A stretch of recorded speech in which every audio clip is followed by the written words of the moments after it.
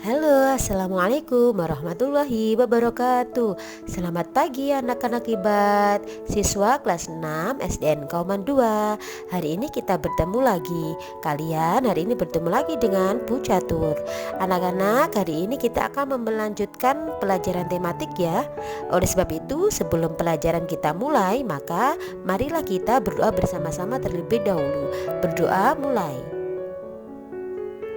Berdoa selesai. Nah, hari ini kita akan melanjutkan mempelajari tema 8, subtema 1, pembelajaran 5 ya. Terutama pada muatan pelajaran IPA. Tujuan pembelajaran pada hari ini yang pertama adalah dengan melakukan percobaan tentang revolusi bumi, siswa mampu menjelaskan tentang peristiwa revolusi bumi dan dampaknya pada perubahan musim di bumi. Yang kedua, dengan membuat laporan pengamatan, siswa mampu melaporkan hasil pengamatan tentang pergerakan bumi mengelilingi matahari beserta dampaknya. Revolusi bumi. Revolusi bumi merupakan sebuah peristiwa di mana bumi bergerak mengelilingi matahari. Dalam satu kali berevolusi, bumi membutuhkan waktu 365 hari atau 1 tahun. Waktu yang dibutuhkan bumi untuk mengelilingi matahari disebut dengan kala revolusi bumi. Masih ingatkah anak-anak bahwa bumi itu posisinya adalah miring, di mana kemiringan bumi adalah 23,5 derajat, sehingga ketika bumi mengelilingi matahari juga dengan posisi miring, yaitu miring ke arah timur laut dari sumbu bumi. Perhatikan gambar bumi mengelilingi matahari tersebut. Nah, pada gambar itu terlihat bahwa ketika kutub selatan bumi condong ke matahari, maka belahan bumi bagian selatan bertambah dekat dengan matahari. Nah, hal ini menyebabkan belahan bumi selatan mengalami musim panas ya anak-anak. Sedangkan pada saat yang sama, belahan bumi utara semakin jauh dari matahari, maka belahan bumi utara mengalami musim dingin. Di antara pergantian musim panas ke dingin, terjadi satu musim yang lain, yaitu musim gugur. Sedangkan ketika pergantian dari musim dingin ke musim panas, terjadi satu musim lagi, yaitu musim semi. Sehingga belahan bumi bagian selatan dan utara itu mengalami 4 musim. Apakah itu gerak semu tahunan matahari anak-anak? Adakah yang tahu?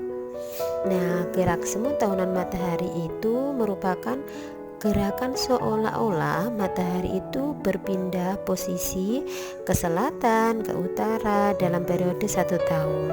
Sama halnya seperti gerak semu harian. Gerak perpindahan ini hanya seolah-olah, karena sejatinya yang berpindah itu bukanlah matahari, tetapi bumilah yang bergerak. Jika kita lihat pada gambar, ketika tanggal 21 Maret, terlihat bahwa matahari tepat berada di garis khatulistiwa.